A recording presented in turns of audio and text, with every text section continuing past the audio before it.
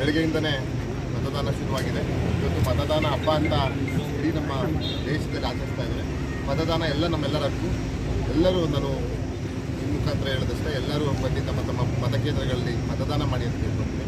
ಜೊತೆಗೆ ಇವತ್ತು ನಾನು ಮೊದಲನೇದಾಗಿ ಮತದಾನ ಮಾಡಿ ಪ್ರತಿ ಬೂತ್ಗೂ ಈಗಾಗಲೇ 30ನೇ ತಾಲೂಕಿಗೆ ನಾನು ಭೇಟಿ ಕೊಟ್ಟಿದ್ದೀನಿ. ಎಲ್ಲ ಕಡೆ ಕಾಂಗ್ರೆಸ್ ಪಕ್ಷಕ್ಕೆ ಅನುಕೂಲಕರದ ವಾತಾವರಣ ಇದೆ ಪ್ರತಿ ಮತಕೇಂದ್ರದಲ್ಲೂ. ಹಾಗಾಗಿ ಈ ಬಾರಿ ನಮ್ಮೆಲ್ಲ ಜಿಲ್ಲಾ ನಾಯಕರ, ತಾಲೂಕು ನಾಯಕರ ಒಗ್ಗಟ್ಟಿನ ಶ್ರಮದಿಂದ ಈ ಬಾರಿ ನಾವು ಕಾಂಗ್ರೆಸ್ ಗೆಲ್ತೀವಿ.